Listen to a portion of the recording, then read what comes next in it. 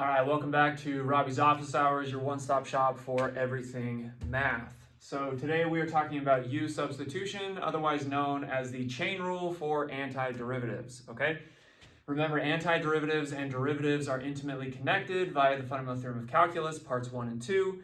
Okay, so it stands to reason that if I have, on the derivative side of things, I have a chain rule, right? That's how to take derivatives of compositions. Then I should have some sort of analog to that over in the antiderivative realm, okay? And so U-substitution is exactly that. And I'm going to walk you through how to approach each and every one of these things. The reason why it's called U-substitution is because in each of these problems, you are going to choose U equals something, and then you are going to do a very concrete process and then resubstitute back into the integral to turn your integral in terms of the variable x, or t into u, okay, based on whatever your u substitution was, okay? All right, so here we go. So here's kind of the goal. Now, when I look at this, all right, I say like, well, if this were just sine of u, then I would know how to evaluate it. It'd just be a minus cosine of u, and I'd be done, okay? So it's kind of that 6x that's causing a bit of a problem. So maybe setting u equal to 6x would work. That's kind of the motivation behind that. So we're going to try that. We're going to say u is equal to 6x, okay? And then what you do at this stage is you compute the differential of u, okay? So remember, the differential of u is going to be what? I take du is equal to, I take the derivative of the right-hand side, so that's my 6, and then I tack on the dx on the back end of it, okay? So now you step back and you say, okay, what do I want in terms of the integral? I already know what to call 6x. That's going to be called u, okay? So that'll turn into that. But I don't know what dx is, okay? But I kind of do know what dx is. Dx over here, if I solve for it, thinking of it as a variable, dx is equal to du divided by 6, okay? So now I can substitute into here and say this is equal to the integral sine of u, okay, so because 6x is u, dx, now I have a formula for it, is du over 6, and that's equal to, this is really 1/6, so that can get pulled outside the integral, and I get sine of u du. Okay? So how do we conclude from there? Well, let's get rid of u substitution so we have some room. Okay? So how do we conclude from there? We have 1/6. Now we know the antiderivative for sine of u is minus cosine of u, so that's minus cosine of u. And then remember, we have to put a plus c. Now you may be wondering, you're like, but wait a second, why isn't the plus c in here? So that it looks something like 1/6 times minus cosine of u plus c, because I need to distribute, right? And it's like, well, sure, I don't care. Like if you want to put the 1/6, if you want to put the c there, that's fine. This is just going to be minus cosine of u divided by 6 plus c over 6. And then I'm going to say, well, c over 6 is still constant, so I'm just going to call it c prime. It's just some other constant, or maybe c tilde, so not to think of it as a derivative. Something like that. It's still a constant. It doesn't matter, okay? So I'm just going to leave the c on the very outside. That's completely fine, all right? But then this is kind of unsatisfying. Like, this isn't very satisfying because, look, the original integral was in terms of the variable x, and I gave you an answer in terms of a variable that's not x. That's not helpful. So what I need to do is then back substitute that u is equal to 6x here to get this to be finally what? Minus cosine of 6x over 6 plus c. And then we're done. Okay? And that's the process for literally each and every one of these. All right? So let's see how it goes with this one. This one's a little tricky. Okay, so you kind of step back and you say, like, okay, what could u be? What you want to think of is when I set u equal to something, I want du to its derivative to either be a constant, in this case it was 6, that's fine. I want its derivative to just be constant, or I want its derivative to be something else occurring in the integral. Okay, so what that's going to inform is it's going to say, well, let's set u equal to x cubed plus 10. Okay? The reason for that is that when I compute its differential, du, I get 3x squared dx, and I notice, look, I have an x squared out here. The 2 is kind of irrelevant. I could just pull it outside of the integral, not a problem. But I have an x squared occurring both in the derivative of x cubed plus 10 and sitting inside of my integrand. So it looks like this is going to work, and let's see how that pans out. Okay, so let's solve for dx. Dx is what? This is du over 3x squared. Okay, if I now plug into the integral, I don't know what 2x squared is. Okay, I don't have anything down here that tells me what 2x squared is. So I'm going to say, I'm just going to leave it alone. Okay, I do know what this part's going to be. I called u x cubed plus 10, so this is just the square root of u.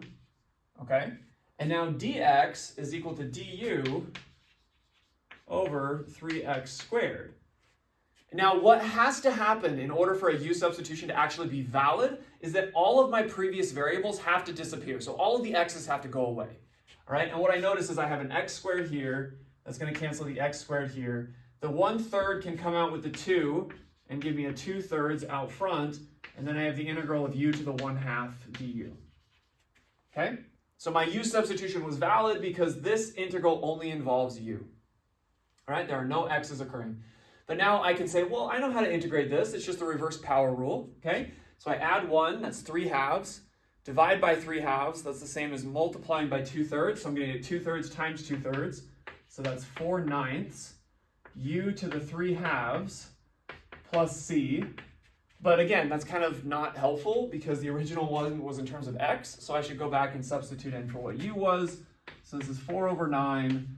U was x cubed plus 10, so I get x cubed plus 10 to the 3/2 power plus c. And that's my answer on this one. All right? Okay, same procedure here.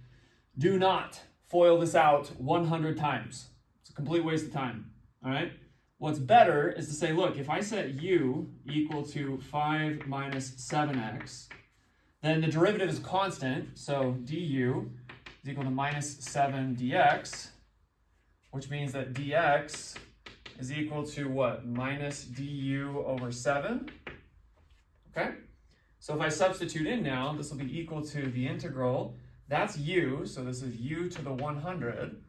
Dx is simply du over, let me put minus 7 down here. So I can really bring the negative 1/7 out front. Integral of u to the 100 du, and then I just reverse power rule that. So I add 1/101, divide by 101. So this is minus 1/7 times 1/101, u to the 101 plus c, and then I just have to back substitute. So this is what, 707. So this is minus, let's see, 1/707, and then u was 5 minus 7x. So that's 5 minus 7x to the 101 plus c. Okay. All right, we're cruising. We got 3 of them done. Last one. All right. This one's a little tricky, but again, I want you to think of, can you think of anything that could equal u whose derivative is also in this thing? So it's like, well, I could set u equal to sine or cosine, so its derivative is sine. That would be a good shot, but if you run through that computation, you'll see that when you substitute everything in, all of the t's won't cancel. Okay, so that's not going to work. You could then say, well, I could set u equal to sine squared. Well, you take the derivative, you're going to get what? 2 sine cosine? Well, there's a cosine in there, but there's not another sine in here. So that's not going to work. So the trick here is to set u equal to sine, just one copy of sine. Okay? And you might be like, well, there isn't one copy of sine. And I'd say, well, I beg to differ. Sine squared is equal to sine times sine. So not only is there one sine in here, there's actually 2. Okay? So you set u equal to that. Then the differential, du, is cosine of t dt. Okay? That's good. So that means that dt is equal to du over cosine of t. So that's good. Okay, so then let's plug in. I have the integral. I don't yet know what cosine is. I called the bottom u, so this is u squared now. And then dt is du over cosine of t. Well, happy days. Those cancel. Okay? So now this integral doesn't have anything to do with the variable t, the original variable that we had. So this is just equal to the integral of u to the minus 2 du. And again, reverse power rule tells me add 1, divide by. I'm going to get minus 1 over u plus c.